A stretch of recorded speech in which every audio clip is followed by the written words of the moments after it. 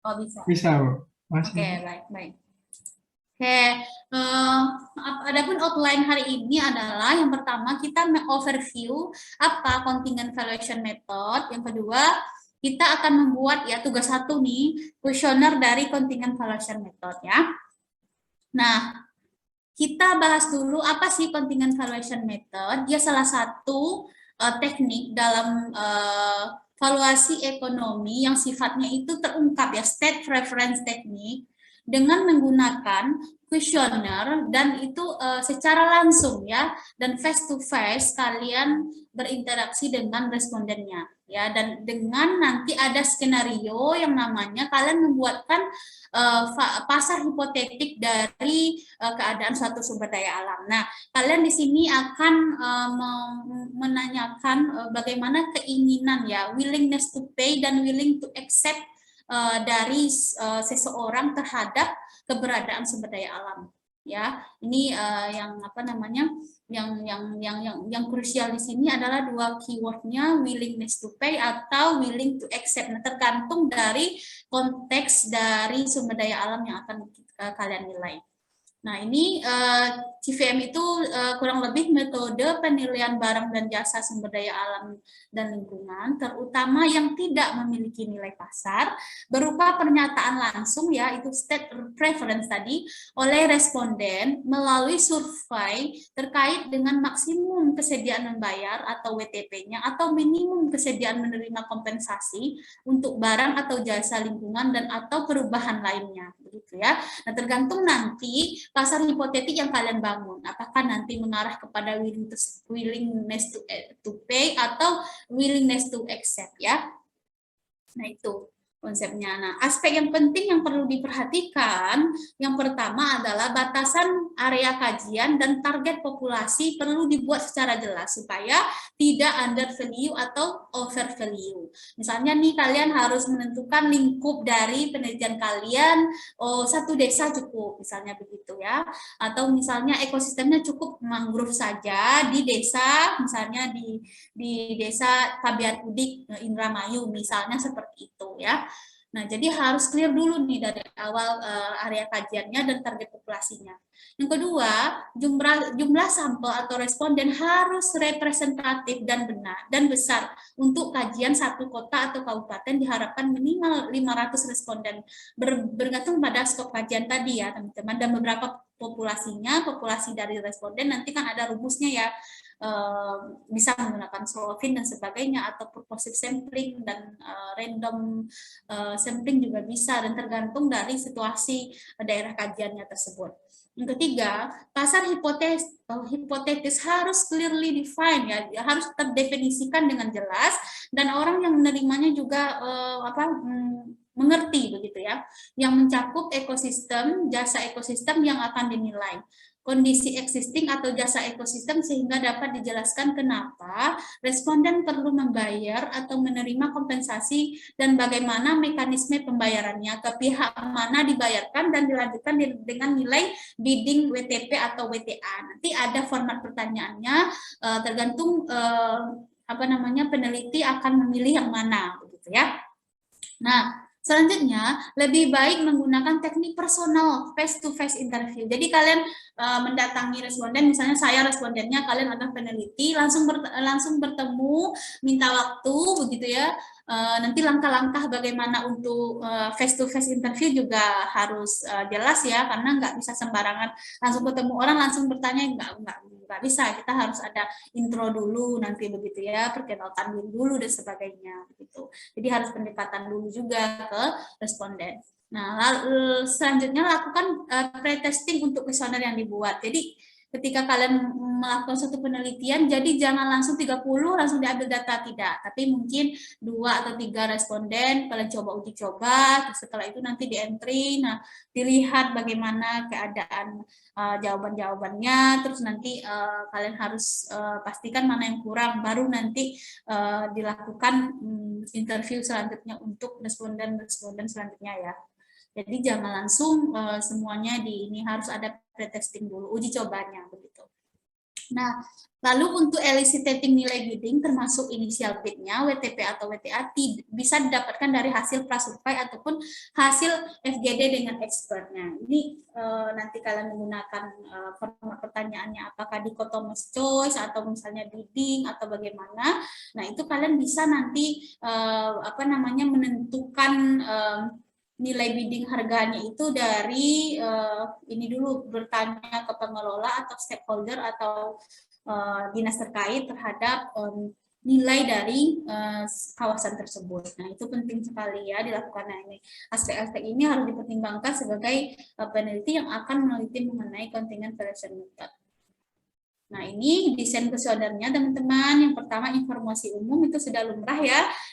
Ya question on general characteristic, siapa nama Anda, terus berapa tanggungannya dan sebagainya, pendapatan ya. Itu tuh ini ya. Udah ini banget karakteristik sosial ekonominya begitu ya. Terus tadi yang di informasi umum dia lulusan SD, SMP atau perguruan tinggi. Terus kalau karakteristik sosial ekonominya juga ditanyakan berapa tanggungan keluarga dan sebagainya ya, pengeluarannya begitu. Nah, yang inti di sini adalah pasar hipotetis untuk pertanyaan WTP dan WTA, dan ini harus dibangun dengan baik. Nah, dan pertanyaan dan alasan kesetiaan mereka untuk membayar atau menerima begitu ya kompensasi. Terus menentukan nilai bidding, lalu mengidentifikasi protes responden setelah WTP question-nya. Kenapa gitu, bertanya kenapa gitu responden itu memilih misalnya yang YY ini kan hanya ini aja YY NY atau yes no, yes atau no atau no yes atau yes no begitu ya. Dan nanti dilihat dari situ bagaimana karakteristik dari masing-masing respondennya. Setelah nanti kalau entry ke Excel itu kelihatan, oh ternyata banyak yang memilih yes atau memilih no ya. Ini tergantung dari bidding yang kalian pilih nanti begitu. Nah, ini contohnya format pertanyaan ya, ada 1, 2, 3, 4, 5, ada 5. Ini yang lebih jelas. Open ended itu berapa jumlah maksimum pembayaran? Sebentar, ini nggak kelihatan. Nah, berapa jumlah maksimum pembayaran melalui pajak yang Anda sanggup bayar untuk memperbaiki lingkungan di wilayah X? X misalnya adalah daerah aliran sungai, hutan mangrove, kawasan lindung, dan sebagainya. Nah, itu langsung ya open-minded, oh saya membayar 100.000 begitu. Nah, kalau bidding game, maukah Anda membayar 10.000 melalui pajak untuk memperbaiki lingkungan di wilayah X? Jika iya, enumerator menaikkan tawaran misalnya 20.000, 50.000 dan seterusnya sampai menjawab tidak begitu ya. Jadi kalau misalnya 10.000 oke, 20.000 oke, 30.000 oke, 50 saya sudah tidak mau. Berarti yang mana yang dipilih? Yang 30.000 ya yang paling tinggi. Nah, kalau untuk kartu pembayaran payment card, manakah di antara pembayaran di bawah ini yang menggambarkan WTP Anda melalui pajak? 0, 5.000, 10.000 atau 20.000? Atau lebih besar dari 100.000? Nah, ini tergantung ya dari orang yang menjawabnya. Terus single bonded dichotomous ya, hanya milih ya atau tidak.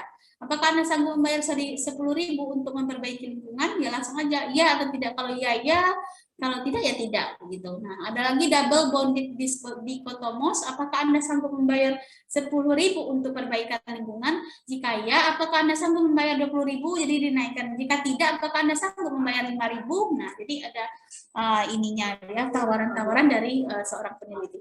Nah, nanti seorang peneliti hanya boleh memilih satu format pertanyaan ini. Misalnya kalau open ended ya open ended saja. Kalau mau single bonded dichotomous ya single bonded dichotomous ya. Jadi nggak boleh dalam satu penelitian kedua begitu. Oke, ini selanjutnya yaitu tugas 1. Sebelum masuk ke tugas 1 ada pertanyaan terlebih dahulu, dipersilahkan teman-teman yang mau bertanya. Mau bertanya, Bu? Iya, silakan Poppy. Kalau yang open ended tadi tuh, kalau misal kita langsung nanya kan mereka tidak tahu berapa perkiraan nilai yang harus mereka berikan, Bu. Nah, itu biar mereka ada gambaran berapa yang harus dikasih gitu, gimana caranya, Bu? Ya, maksudnya nanti kan di pasar hipotetisnya Anda harus jelaskan dulu nanti sebentar ya. Ini contohnya pasar hipotetis itu ini. Mungkin kalau Anda bisa jelaskan dulu di open ended ini bahwa apa sih namanya, berdasarkan informasi dari pengelola, gitu. Bisa dijelaskan begitu ya, bahwa penelitian saya mahasiswa STAN angkatan berapa, saya ke sini untuk melakukan penelitian mengenai ini, dengan outcome atau hasil nanti goal dari penelitian saya ini, begitu.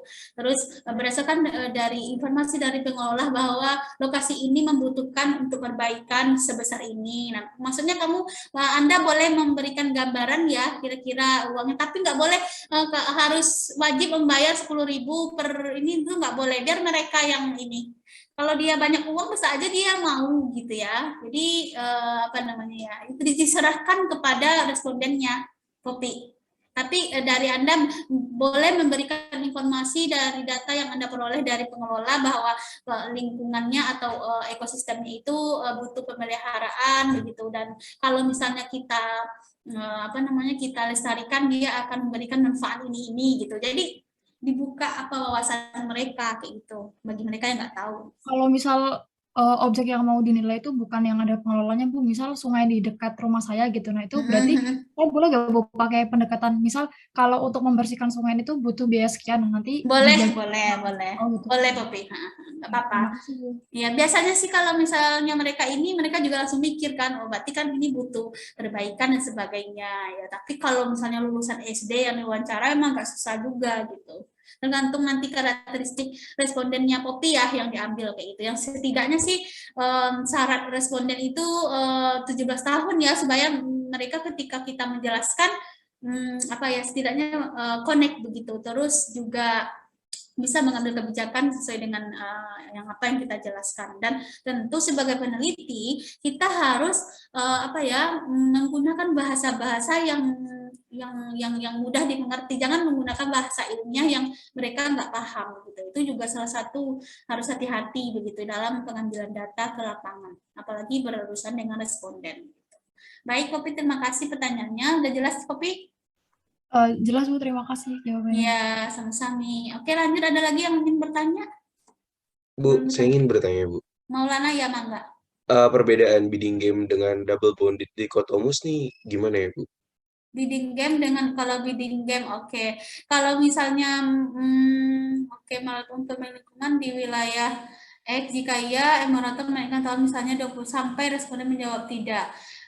Oh ya, ini agak mirip ya, double bonded dikotomos ini ya. Kalau misalnya apakah sanggup membayar 10.000 untuk memperbaiki lingkungan? Jika ya, apakah Anda sanggup membayar 10.000? Jika tidak.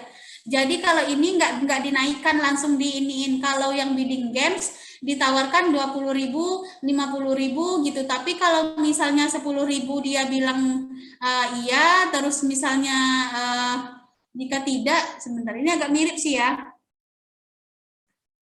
Kalau misalnya dikotomos itu, dikotomos itu dia intinya iya atau tidak jawaban dari respondennya. Nah, kalau misalnya double bonded dikotomos, nanti Anda udah menentukan 10.000, 20.000 sampai ini. Tapi kalau di bidding game Anda tidak ada range tawarannya. Kalau di double bonded dikotomos dibuatkan 4 biasanya itu. Misalnya 10.000, 20.000, terus berapa lagi, 80 sama 100 misalnya gitu. Ada batasan Anda menawarkannya ke responden, tapi kalau bidding game itu tidak ada. Jadi bisa aja dia sampai mengatakan apa namanya 50.000, 100.000 sampai berapapun begitu, nggak ada batasan. Tapi kalau double bonded dikotomus ada batasannya begitu. Nah, jadi Anda yang membuatkan range-nya kalau di double bonded dikotomus. Itu aja bedanya sih apa, Maulana. Oke, Harus terima ada, kasih, Bu. ya. Oke, baik, ada lagi? Nggak ada, kita lanjut di tugasnya ya. Tugas 1 tadi.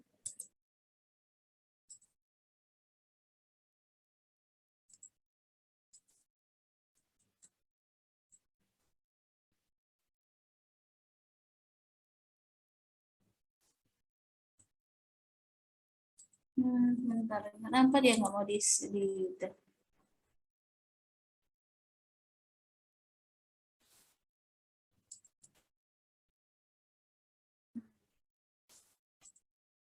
Selanjutnya kita masuk ke tugas ya. Nah, baik, ini tugasnya. Tugas 1 berarti, nah apa tugas kalian? 1, mahasiswa berkelompok menentukan ekosistem yang dipilih. Buat breakout room di Zoom meeting sesuai jumlah kelompok. Nah, sebelumnya waktu UTS sudah ada belum kelompoknya? Apakah sudah ada kelompok? Halo? Belum, Bu. Belum ada. Oke, silakan minta tolong Randa ya untuk membagi kelompok dari 28 orang dibagi berapa satu kelompok? Ada 7. Dibagi 4 jadi 7 kelompok. Dibagi 5 nanti ada yang ini ya. Dibagi 4 aja ya, dibagi 4. Jadi satu kelompok 4 orang. Atau enggak saya tunjuk aja per nama atau kalian bebas. Nah, saya kasih pilihan nih, kalian mau membagi kelompok atau saya yang menunjuk. Ini udah dibagiin, Bu, udah Wahyu. Kenapa? Wahyu udah membagi kelompoknya, Bu. Oke, Wahyu, udah Wahyu, silakan di share screen Wahyu kelompok 1 siapa, kelompok 2 siapa sampai kelompok 7. Enggak. Bentar, Bu ya. Ya, oke. Saya kasih waktu deh. 10 menit. Cukup? Kalau enggak, tadi saya rencananya 1 sampai 4 kelompok 1, 5 sampai 8 kelompok. Kan kalian ada nomornya kan ini? Nomor namanya kan ini nomor 1 sampai 4 presensinya, 5 sampai 8 kelompok 2 gitu. Kan gampang. Enggak mau ya? Enggak mau begitu ya? Enggak mau? Atau memang Mungkin ya saya udah, tanyakan kelas dulu, Bu. ya boleh. Saya boleh diundang ya Randa ke grupnya ya. Jadi supaya informasinya ini. Ke grup kelasnya mangga saya diundang.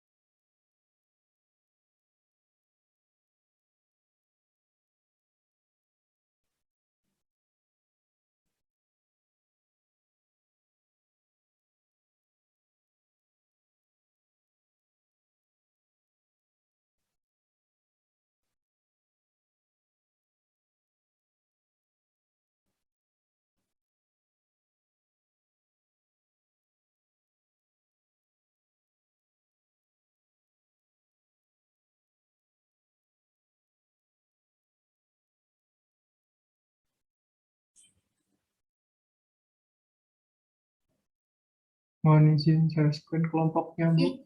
Silakan. Ya, Bu.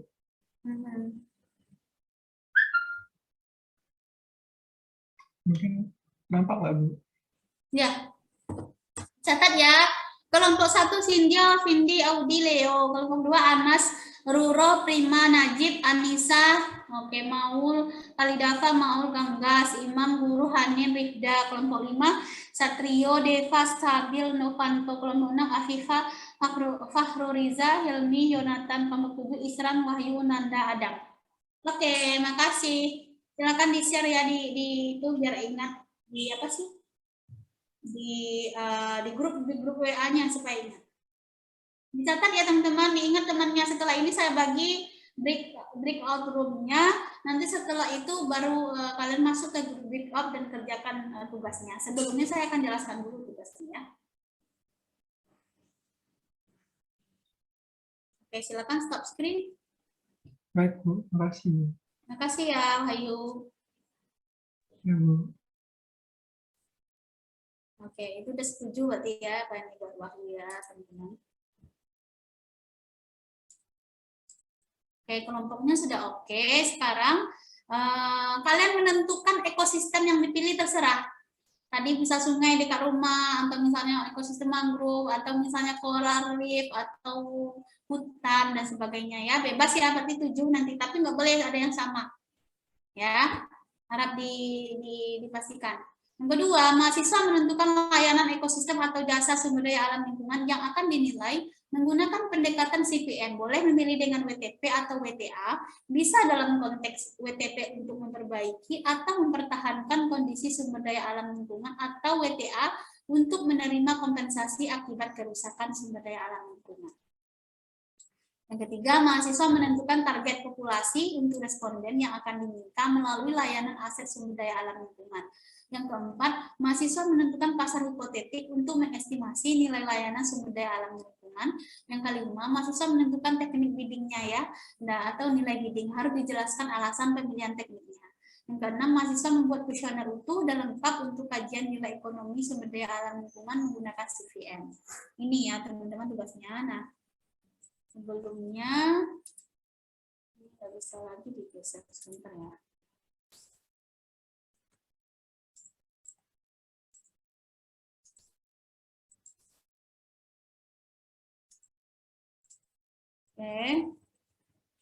Oke, untuk pasar hipotetis, yang perlu kalian ingat adalah pada awal proses kegiatan CVM, seorang peneliti terlebih dahulu harus membuat hipotetis pasar terhadap sumber daya alam lingkungan yang akan dievaluasi.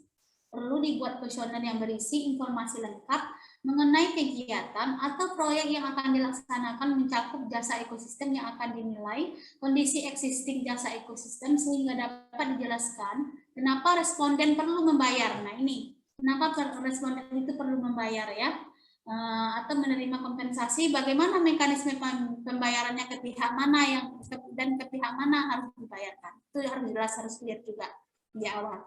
Kuesioner ini bisa terlebih dahulu diuji pada kelompok kecil untuk mengetahui reaksi dari proyek yang akan dilakukan sebelum proyek tersebut betul-betul dilaksanakan.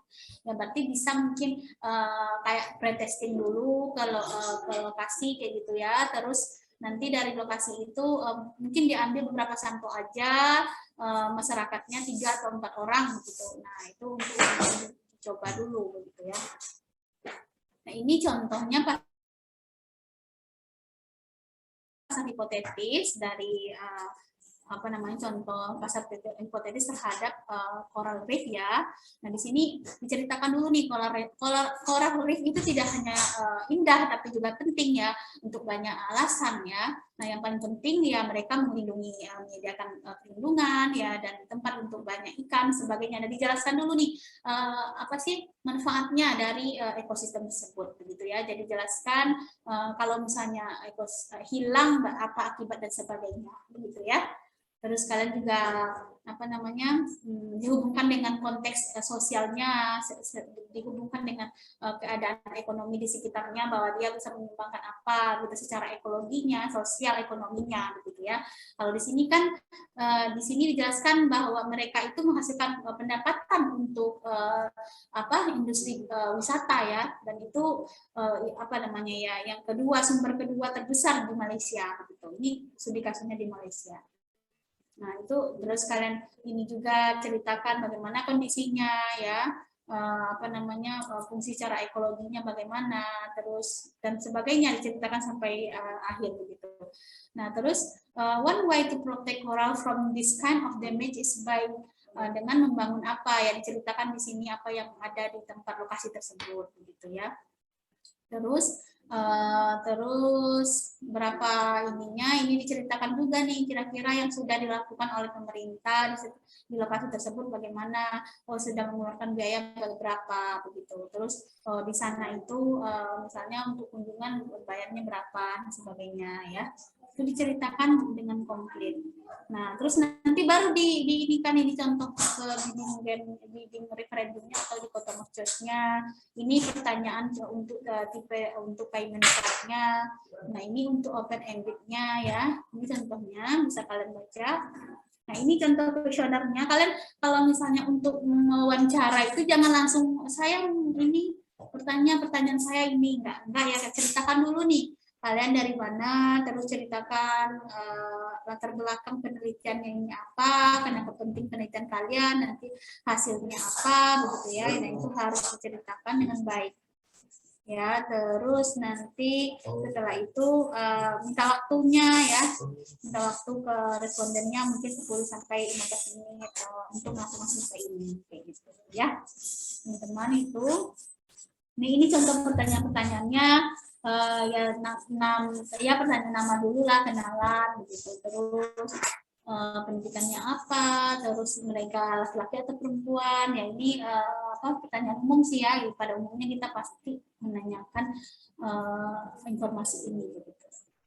Nah, terus ditanyakan itu sebelumnya ini apakah sudah menghabiskan waktu gitu ya, kalau ini kan di sungai ini begitu ya, dan apa yang ya bertanya informasi mereka terhadap informasi pengetahuan mereka terhadap ekosistem tersebut itu penting sekali ya teman-teman. Itu berapa lama mereka berinteraksi dengan sungai itu dan berapa kali mereka memanfaatkan dan sebagainya begitu ya. Nah, terus ini pertanyaannya itu tergantung konteks dari ekosistem yang kalian pilih ya, dan apa yang ingin kalian gali dari ekosistem tersebut. Nah, ini diceritakan ya, dan memang harus dipersiapkan dengan baik dan harus dipahami ekosistemnya yang akan dijelaskan ke responden. Begitu.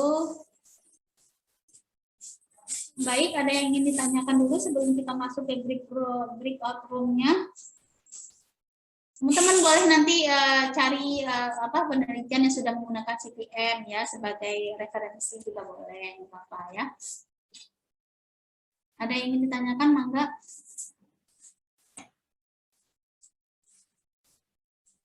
Berarti ini ada, saya bagi dulu ya ininya. Breakout room-nya ada 7 ya, 7.